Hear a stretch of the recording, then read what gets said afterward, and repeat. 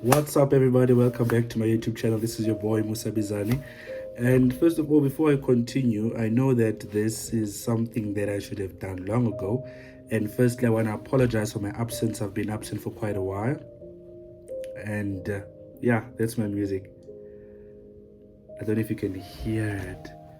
I'll try to let it play in the background. I'll see if it disturbs. If not, I'll remove it during my editing. But yeah, I think we can just take a moment and gather ourselves while I look for the pictures that I would have taken of the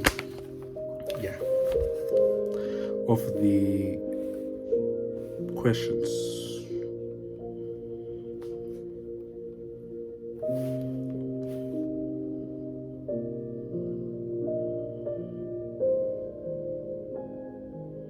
There we go. So first of all, I want to take this opportunity and apologize, firstly, for the fact that you can't see my eyes. But I am here. It's very much disturbing, but I don't think not using it will really be that disturbing. But you can see my eyes though. But once again, I'm sorry. So first of all, as you can see by the handle of this video, that this is a video for the grade 12 matriculants. At the moment, they've started with exams. I think they're already in the first or second week. Let me check. My room is a mess. They're now in week 2. And yeah, I've got a timetable for the whole thing because I'm a tutor, am not? So yeah, so first of all, I'm gonna make a video and I'm gonna talk about the tutoring thing and the whole thing later on in the video. Not in this video, but I will make a video at the end of the year or that talks about my whole experience as a first year law student. We finished, we're almost done. I'm almost second year. Only 2 exams left, then I'm done.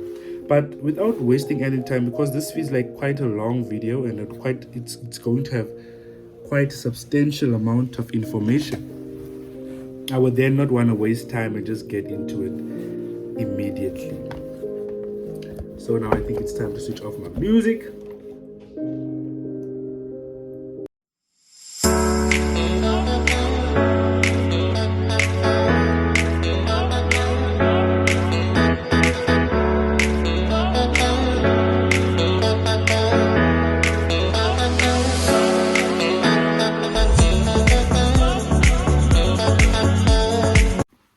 Just a moment. I had to get my gadget. You know, it's no use buying things for YouTube and then when shooting YouTube videos, you actually don't make use of them. So I just had to remember that, I bought a microphone because I had to listen to the first video. And then I heard there's some mix-up, very funny sounds, and I had to get my microphone. And also, I've decided not to switch off my music because my microphone is here, so you can definitely hear me. So this is a video where I'm going to speak with matriculants. You can keep it for yourself when you're in grade 11, grade 10 or anything, and you can listen to this video when you've reached matric or whatever, because the questions and the bullets and the things that I've put down are so relevant that there are things that would always be there. It's not like something that was, when you had to come up with new video, YouTubers had to come up with new content for the sake of COVID-19. But for this particular video, I think it should help you in any circumstance, in any pandemic, epidemic, or any time, even in 2069. Please do watch this. Send me this video. Maybe how old will I be at that time? Yeah, let's leave it there. But yeah, so please stay tuned and let's go. So what I'm using for the purpose of this video and what I'm going to be using during the course of shooting this particular video is my notebook. It's old. It says 2021. Yeah, I'm big with notebooks. So I've got all the questions jotted down here. And then I've got my iPad. Come on. Sorry for that. I just got a minor disturbance from someone. I noticed that my door is not locked, so I locked it. And I think the next person that's going to come in is going to be my roommate. But I just made use of this opportunity since he's not here to shoot this video while it's here. I've been talking for more than 2 minutes now. Let me just get straight into it. So as I was saying, I'm also using my iPad to get the questions because there's no light on the notebook. I just want to use a notebook to tick off, and then I'm going to use the iPad to read. So this is a full package of what you need as a matriculant writing your final exams. I know it's late. I don't want to repeat myself, that you've already started writing. You've written about a number of, this is disturbing, a number of papers already. So you already feel that, just, you know how it feels when you walk into an exam room. You know the whole exam rules, the whole process. So the first thing that you will need and that I have on my list is motivation and prayer. I can't stress this enough. Why did they stop now? You see these disturbances? Sorry. But during this particular time, you will need motivation. You need, first of all, self-motivation. You have to motivate yourself. You need to have motivation from your family. You know, it's not nice to be in a situation where you write the exams, the whole exam you write, and then at the end of the year, when the results come out, the family is the first person or the first people to be disappointed, or the first people to ask you how it went when they didn't even know what subject you're writing at what time. And also, when it comes to this thing of motivation and prayer from family, motivation doesn't necessarily mean that they wake you up every morning and say you must study, or tell you. That is not the only motivation that I'm referring to. I'm also talking about indirect motivation. This is whereby your family says, okay, you don't have to do the dishes tonight, we will do it for you. Or you don't, just that sort of showing that they understand what you're going through, and showing some sort of an empathy and understanding of your whole situation. Yes, I know that a friend of mine have told me that in a number of occasions, they were reminded by their families that you're not the only one who's doing grade 12. You're not the first one to do grade 12 in this family. So we know what's happening. You just have to do what you have to do, and that's it. But yeah, on a serious note, prayer, you have to pray. You can pray before you study, pray when you are after you've studied. Just pray before you study for you to be relaxed, to make, I don't want to say make space for the information, but just get yourself ready, drink water, stay in prayer before you study for your exam. This is where you're going to ask the Lord to be with you. And for that sake, underline, Lord, this is for any religious preference, any religion, Muslim, Judaism, any, Christianity, all of them. Just ask your super being to be with you before you study, give you strength, and after you've studied, you pray for that, for your mind to absorb that particular information, because it is a lot. But yeah, motivation and prayer, I hope that suffices. The second one is setting of goals. I know by now, even in the beginning of the year, what my school did, we were given pieces of papers and we were supposed to write down the goals that we had for the end of the year. And what you did at the end of the year, you would take your results. This is what I did. I don't know if others even remember that, but I took my results and I took my aim in the beginning of the year, because there's a paper that we left at school, but I duplicated it and I wrote it, and I also wrote something for myself, and I kept it in my room. I kept it in my file, and this is something I used to motivate me also, because it had already shown. And by the time I got to June, I checked what's happening here. Everything is fine except for maths. But yeah, I checked. I used it as a sort of a criteria to put there and compare the two. So every term I would do that. And at the end of the year, when I went back and I checked and I saw much improvement on this side than this, and I felt like I was underestimating myself. But yeah, it's not bad to be realistic, but don't let that realistic mindset of yours pull you down, in a sense that when I say set goals, I say set a goal of saying I'm gonna get 80% for example, for business studies. Now, for you to be able to say, and what I did, if I say maybe I'm just making a very hypothetical example right now. If you say you're going to get 80% for business in your final, and in your first term you get 60%, that's not too bad. You are getting there. But now what you should be very much careful about is for you starting from 60, and then instead of going to 65, 70, and even a 1%, that's great improvement. That's a massive improvement to me. And also, when you try to be realistic, don't be realistic to a point where you are a standing block and you hinder yourself from certain things. Be realistic, but at the same time allow yourself, because the moment you aim for a 30% and you get a 40%, which is also not yet a pass rate, you're going to be happy. Why? Because subconsciously you've only aimed for a 30%, and then the 10% that you got was a bonus, which would make you happy. So that's why I say setting of goals, it's very important to be very much realistic about that. And also, if you don't get those goals by the end of the year, in fact by the end when you get your results back, the nicest thing about our education system and how it has progressed up until now, you've got the opportunity to rewrite. Take that 80 that you put there for yourself, and then you take the 60 that you actually got and use that to be your motivation and say, on this 60 that I got, can I just I'm gonna add that 20% next year, full force. The third one, and I don't know why I put it as number 3, but it's very much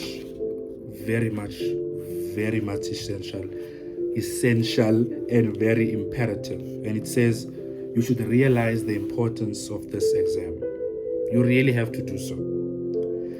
A lot of us, when we write our matric or when we write our final examination, we aren't aware, we don't understand why some say that they go into the exam and just tell themselves it's a normal exam. There's nothing wrong with that. But the power of the mind is that the moment you tell yourself this is a normal exam, you're gonna pass, and you're gonna work like you're working for an SBA in school. So what I did, which is not something I project on you, this video is not meant for you to change. It's just a way of telling you sharing how I did it, and which I found very much helpful, and I thought it would help a lot of people. So I'm not trying to project anything on you. But with this importance of the exam, what I did, I told myself, with law students, there's bar exams that are written at the end when you want to practice, right, for you to be admitted. So what I told myself, I just said, each and every paper I'm writing is a particular chapter and is a particular module of that module exam, of that bar exam. So if I fail that bar exam, I'm never going to become, even though, yes, it's not true, but that's just what I did to my mind for it to really adapt and adjust to the whole situation. And I must say, it really helped me. I see this is the name of my residence. I'm a very, very, very, very proud Patrian. And I also have to talk about my very much achievements in this residence. I'm going to do that in the video when I talk about the end of the year. So stay tuned. So really, before I leave, do realize the importance of this exam. This is something that you're going to have for the rest of your life. This is something that you can one day say to your child, this was me. This is a CV. So this is a CV of mine. But this is something that you're going to hold, and it's going to be there for the rest of your life. So please do realize the cruciality and importance of this particular exam. The fourth one, yes, number 4, is the importance of having a timetable. And I would personally advise you to have it printed.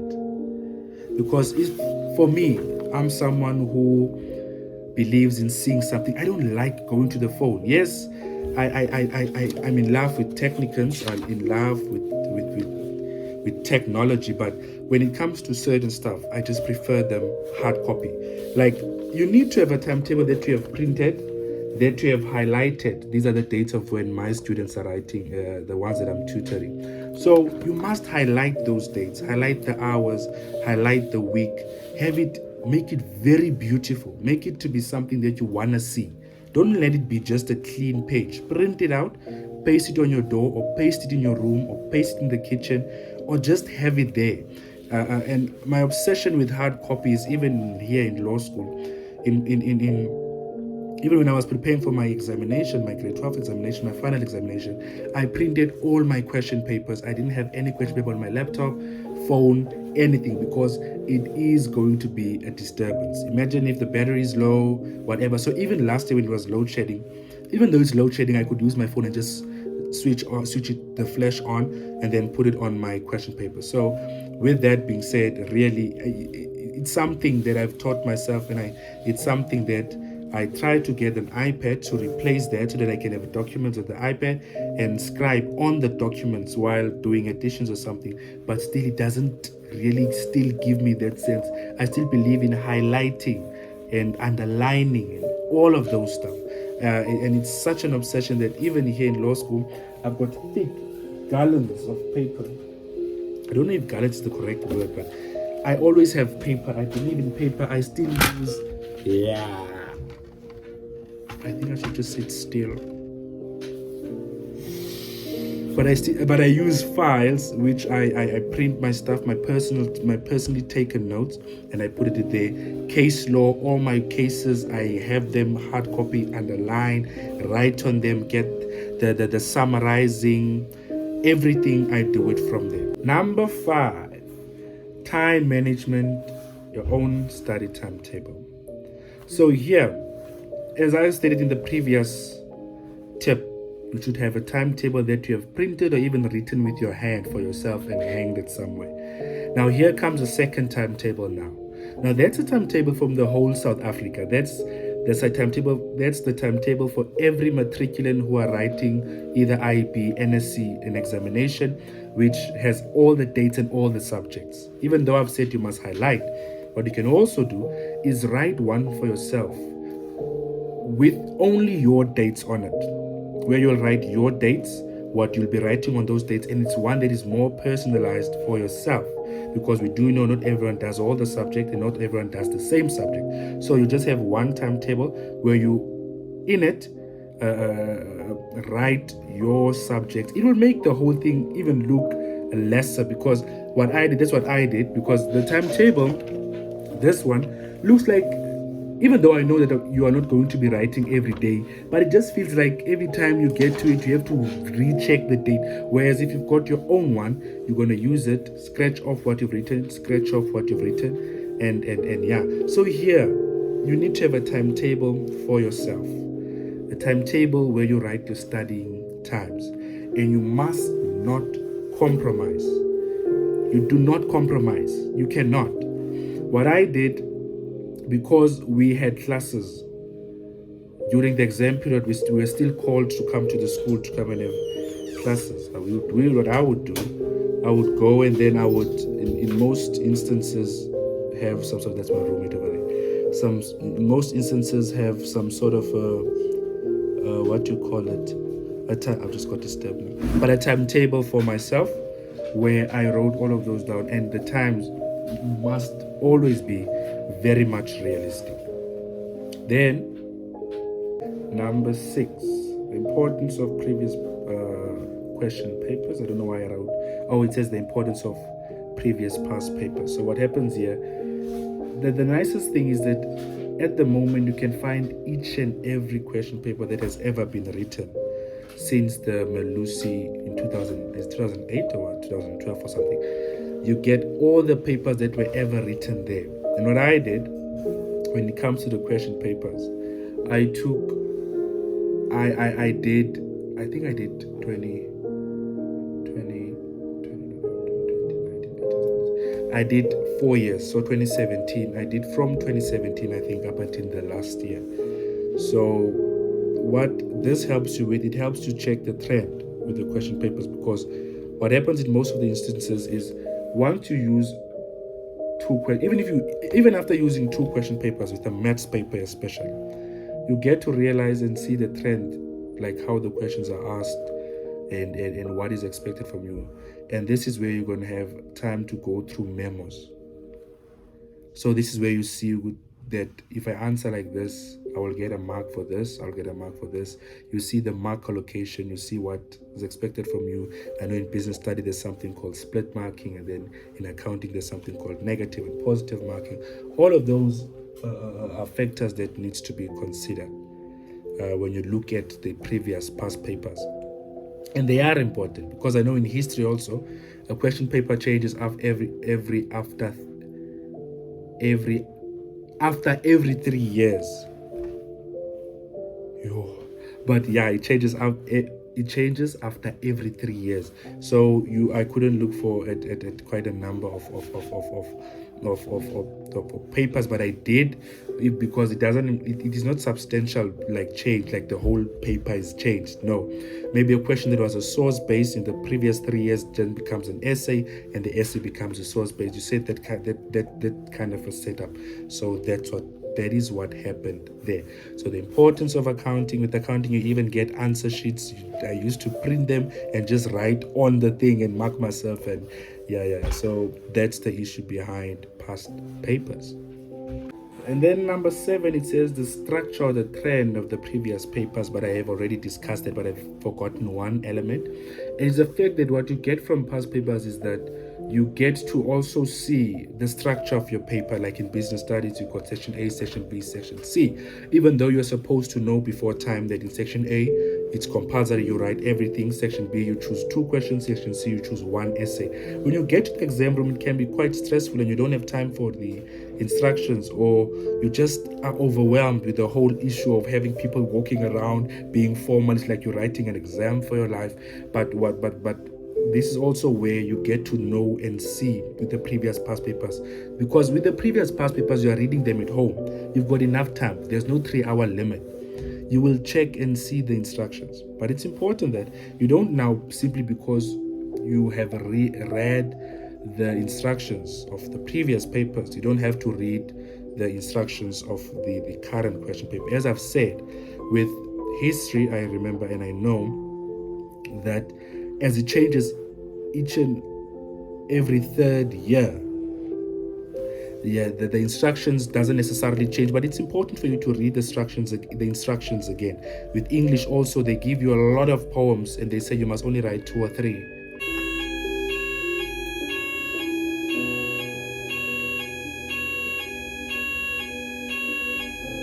Finally, it just stopped. I don't know how long it took. I didn't check that. But the next one I have says early preparation. You really have to prepare very early, because I'm someone who believes in the saying that says, of the 5 P's, in fact, proper preparation prevents poor performance. Those are the 5 P's. So what this helps you, I don't want to say it's not possible for you to study everything in one night before the exam. I'm not going to say that. I'm not going to underestimate you. I'm not going to level your intelligence. I'm not going to do any of that sort. But really, the power with preparing in advance is the fact that, when you do so, you are able to go back to what you've already done and what you've done wrong. But because the moment you study the night before, you're going to go through everything and you're not going to know what you know and you're not going to know what you don't know. So the power of early preparation helps you with thoroughly preparing and thoroughly doing something. And that is something I still do now. I remember when I was telling a friend of mine a week ago, before we wrote the test on Thursday, it was fantastic. But I think he asked me how do I feel about the exam? And I told him I felt very confident about the exam before the exam, because I told him I've gone through my material 4 times. And he didn't understand that, but I had to explain to him that I'm someone who believes in, I do something, finish it, and then do something else, and then come back. Like that, my mind, it gets sort of reminded or refreshed, and there's nothing wrong with that. You can't just go through something once and think you're going to be good. And I'm not a psychologist, I'm not an IQ specialist or whatever. I'm just talking about myself, what worked for me and what didn't work for me. So the fact of trying to study the night before, 2 days before, never worked for me. I always had to prepare 2 or 3 weeks before. And in that 3 weeks, it's 3 weeks, but I'm able to go through every module, every subject 4 times. And I'm going to make a video, I think next week, because it's late now, where I draw down the 4-3-2-1 rule, which I indicate where you go through it for the first time, the second time, the third time, and all of this can be done within a month's time. And that's it for the number 8, early preparation. Number 9 is a very, very important one, as I've indicated that we made use of our teachers even when we were already writing examinations, in the sense that we still had classes for upcoming exams. So what will happen if we were writing maths this week, we're going to have maths classes. After maths, we're done with maths, it's the turn of the accounting teacher. We go to accounting classes, and that's what our school did. It delegated the educators to us for extra time. We didn't have tutors, we didn't have those kind of things. We had to do it on our own. But yeah, the number 9 says make use of your teachers. It's no use now to have to have a mentality of I'm done, I don't need the teachers anymore and all of that. You actually do, because those are the people. You remember, some of your teachers are senior markers, and they know how they go about marking your question papers and your answer scripts and what is expected from you. So don't take those little advice that they give you here and there for granted.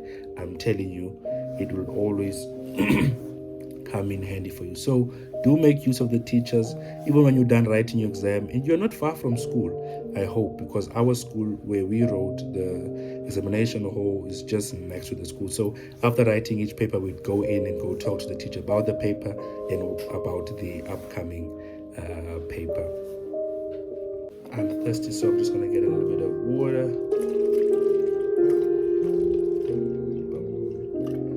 Hope you're liking my music so far.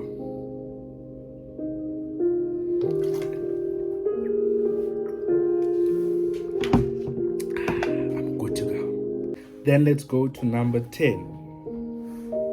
And I think I want to do number 10 and 11 as one, because number 10 is tips on how to study methods. And then 11, it talks about those study skills, reading skills, cramming, skimming. This is where you guys normally call it the CPF, cram, pass, and forget. It doesn't work. Let me not say that. That is strong language. Let me not say it doesn't work, but it's not advisable. In high school, you can still do it, but here definitely cannot. Because here, even though sometimes it's continuous assessment, which means once you've done that unit 1 and 2, you're not going to go back to it. They do go back to it. So if you cram, pass, and think, okay, I knew it in that test and that's it. When someone asks you 3 weeks later and you cannot answer a question of jurisprudence, or you can't answer a question that deals with adjective law or any kind of facts of a case or something, you will look like what you think you're going to look like. But yeah, so tips on how to study. These are the study methods. We are different. So some of us need to have music and what. That's how it has always been. And I remember taking an online assessment of what kind of learner I am, but I can't really remember what the results were. But I will just try to explain it. So, and I can only speak for me who study in this way. So if you study the same way, good luck for you, because you are in the right place, because I'm speaking to myself.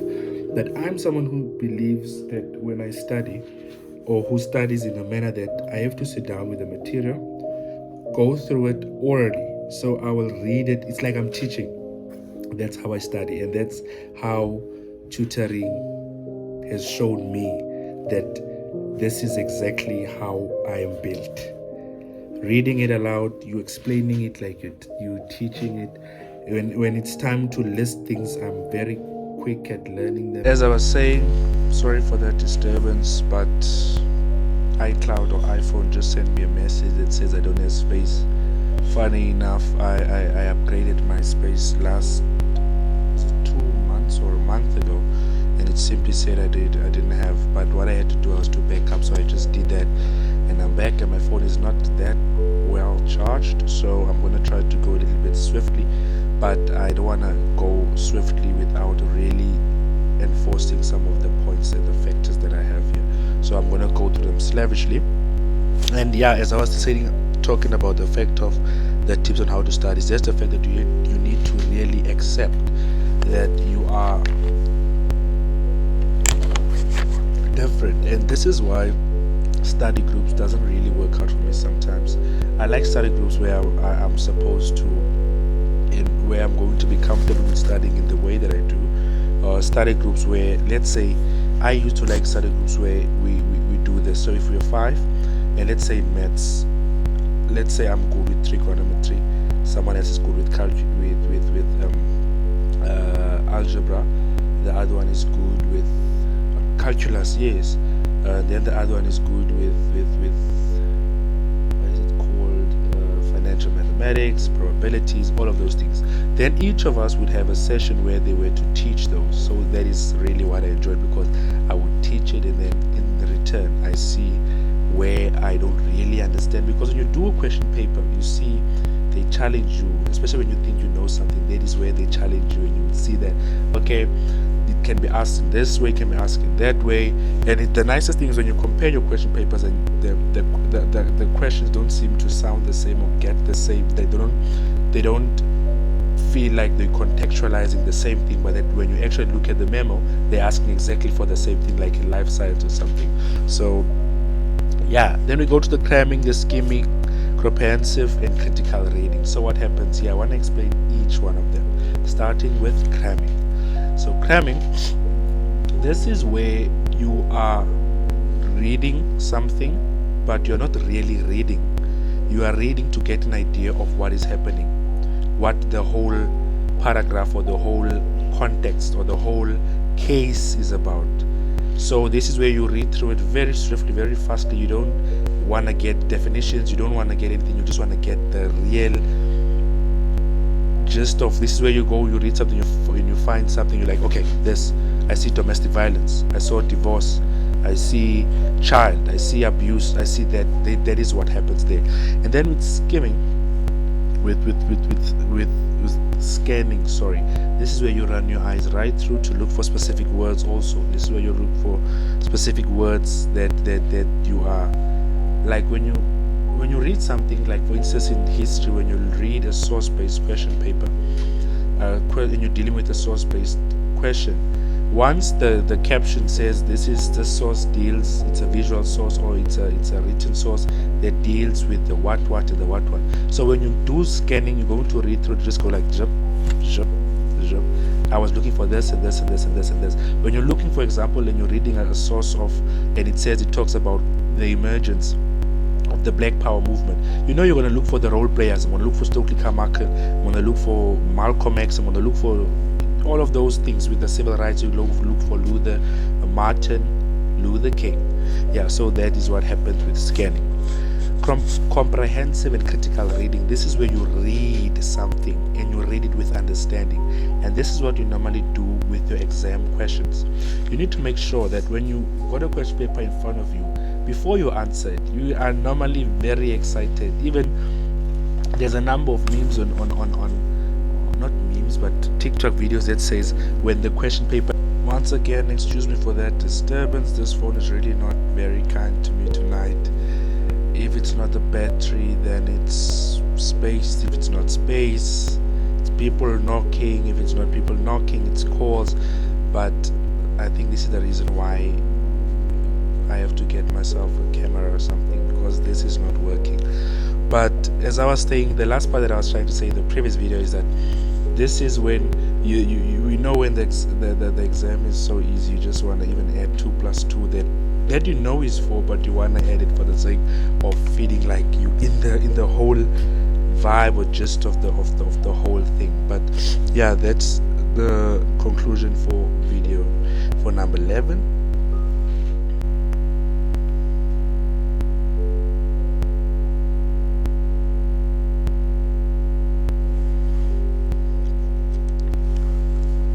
So discouraged now by this thing switched off, because I don't know when it's gonna switch off again. So it's quite difficult to continue. At least if it was like I'm gonna switch off in 3, 2, 1, but now it makes me speak unfinished things. But yeah.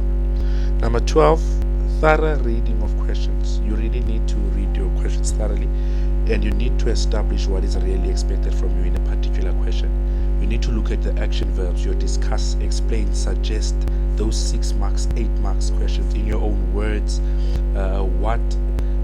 Those kind of questions, those are the questions that you need to deal with, and you need to put it down. And I had highlighters for days in my exam room, because I would highlight, I'm expected to do this, expected to do this, because sometimes they do say list, or they say suggest or explain the 6, let's say 6 factors of what, and then after that they said in your answer list these things or talk about this. That's another hint for you, so that when you I am back again. My phone switched off, had to wait, and thought of cutting the video to there and then uploading another one as part 2. But then I thought also it would be very tedious, so I'd rather try. I'm backing up the phone also now for it not to switch off. I think that I addressed it. You see now, that's the problem. This is the problem. The issue